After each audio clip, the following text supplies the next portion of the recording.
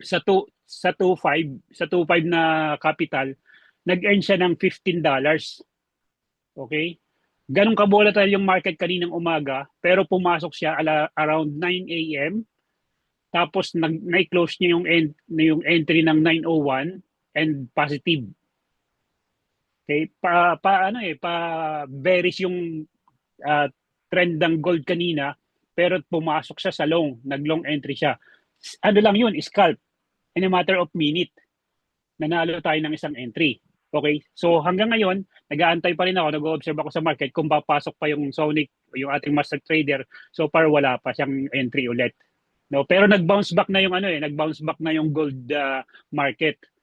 Yung previous entry ko sa live trading ko na naipit, nabalikan na ng ano. So hindi ko lang alam kung ano yung nasa isip ng ating master traders at hindi sila pumasok ngayon. Pero may oras pa naman hanggang mamayang hating gabi dito sa Saudi at possible na mag-trade pa sila or depende sa takbo ng market.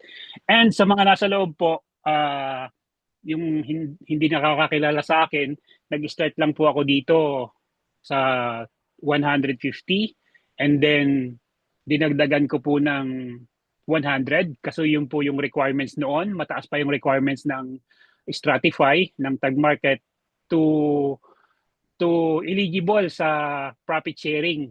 Maswerte nga po yung mga papasok ngayon kasi 100 na lang yung kailangan yung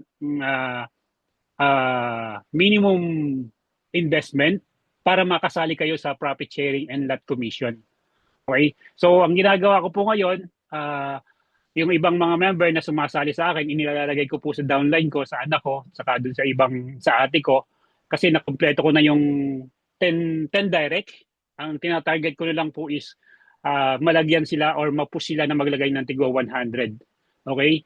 And nagsimula ako October, tapos nilagyan ko yung anak ko ng 1,000 dahil kung narinig niyo po na po yung journey ko dito, yung capital ko galing lang sa Pag-ibig. Pag-ibig funds, Pag-ibig loan, no? Binigyan tayo ng pagkakataon ng Pag-ibig na magkaroon ng malaking loans. So nang problema po si Kapitan kung saan niya ilalagay kasi ang monthly payment ko po is 6,000 pesos. So sabi ko saan ko kaya ilalagay ito? Anong basket? So namili ako dun sa mga basket ko dati. So ang napili kong lagyan, tag markets. Bakit? Bakit ko po ito napili? Napakaliit kasi ng percentage niya, which is, anong tawag nito? Ano yun? Nalimutan ko yung term. Makatotohanan. Kasi 8 to 10% lang yung expected ko dito, pero umaabot po siya minsan ng 15%, like last month umabot po kami ng 15%. So yung 1,000 last month dahil nagkaroon ng pulse sharing, nagkaroon ng minimum na 2,500, pinilit ko po yung mapuno. Saan ulit galing? Utang ulit. Utang ulit yung 1,500. So matotal, yung 2,500 na inilagay ko under my daughter's account, utang lahat yun. Hindi ko sinabing gayahin yung diskarte ko, pero nilakasan ko po yung loob ko. And alhamdulillah, salamat sa poon, kumikita po yun ng 16% per month, which is $400 ang withdrawal ko. Okay, every week nagwi-withdraw ako ng 100. Okay? Nag-start lang po yun sa 150 tapos dinagdaga ako naging 250 kahit sa kabila ng mga scam na nangyari sa akin. Sagad kabilaan po lahat ng mga ng mga London at Judith ko.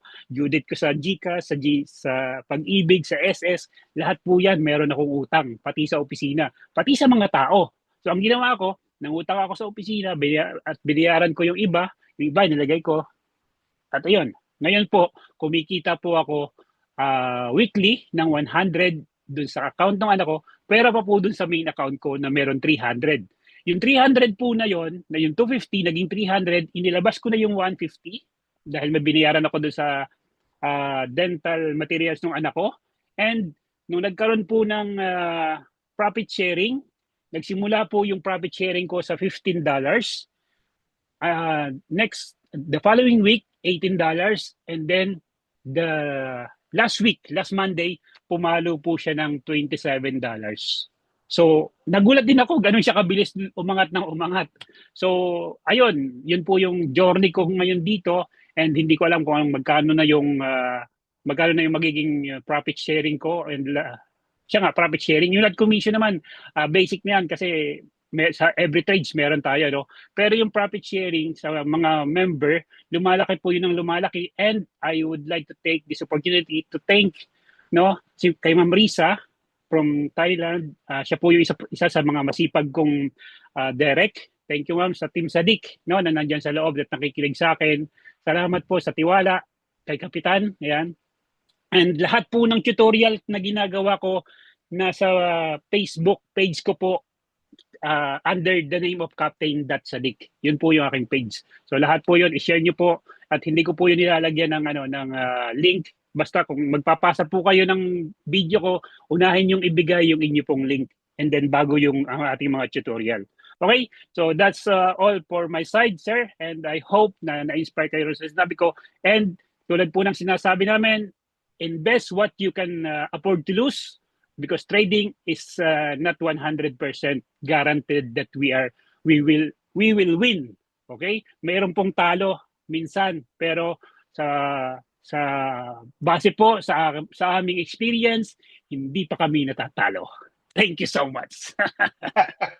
Ayan, maraming salamat, no, Captain. I just want to inform you again, no. At the moment while you are speaking, while I'm in the Zoom, no. Ito pa yung sabi ni Kenny, sabi niya, you'll have hundreds of people doing that, especially when something works. Ang ibig sabihin lang, maganda yung ginagawa ng tag market, siyempre maraming tao rin yung gagawa ng mga negativity. At ang sabi ni Kenny, only make money on traffic. They only make money on traffic. They attack Amway, they attack Herbalife, etc. So of course, kasi bakit? Kasi nga, namamayagpag ang tag market and it's part of the roller coaster in life. We are going beyond that.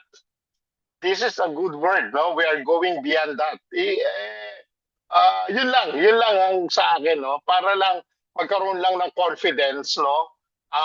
Yung mga tao. Kasi may mga tao talaga na troll, no? Hindi natin maiiwasan yon, no? Yung mga troll, ibig sabihin, yung mga naninira sa company, maaari, no? Kasi nga, sabi nga dito, only make money on traffic. Kasi yung site na sinel niya, no? Kapag maraming Correct. nag-copy tapos nag-share, kumikita sila doon. No? Kikita doon. So, millions lang kung gagamit yan at titignan yan, kikita sila, definitely. Ano? Sabi nga dito, di ba, yung Amway and Herbalife is already existed for a long time, no? Pero ganun pa rin yung ginagawa nila. Bakit? Kasi kasama yan, part of life, no? It's a roller coaster of life. But sabi niya nga, we are going beyond that, no? And you will see for yourself. Tell to the members of tag markets, no? Settle, invest more, and profit will go along the way. Yun lang. Thank you so much. Dagdagan ko yun, sir, no, yung sinabi mo na traffic yan, ano. Kung nabuksan niyo talaga yung link kanina, nanghihikayat sila na mag-login ka dun sa system. Nakita ko, ilalagay mo yung number mo, sabi ko. Tsaka yung email mo. Para pumasok ka dun sa website nila. Ganun eh.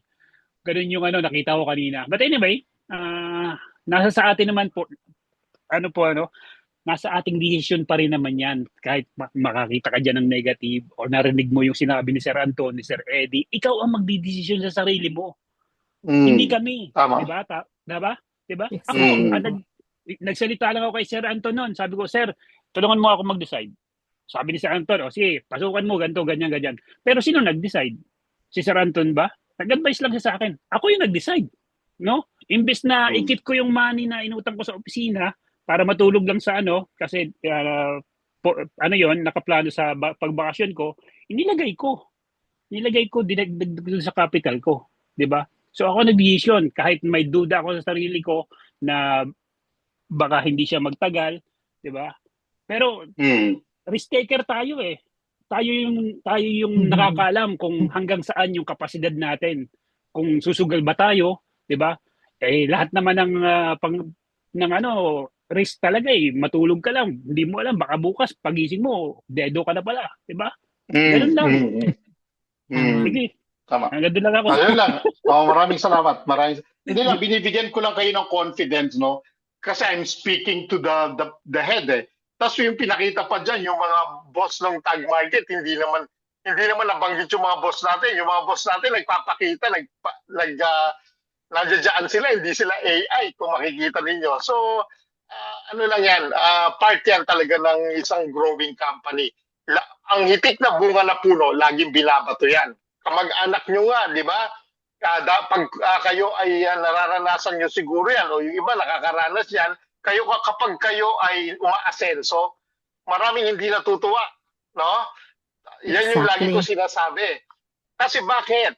Bakit ganon? Kasi nga, umaasenso ka, ayaw nila yon. So, ganyan din ang ibang mga companies, no? Na mga kalaban ng tag markets. They will find ways para mapabagsak ka, para mapunta sa kanila.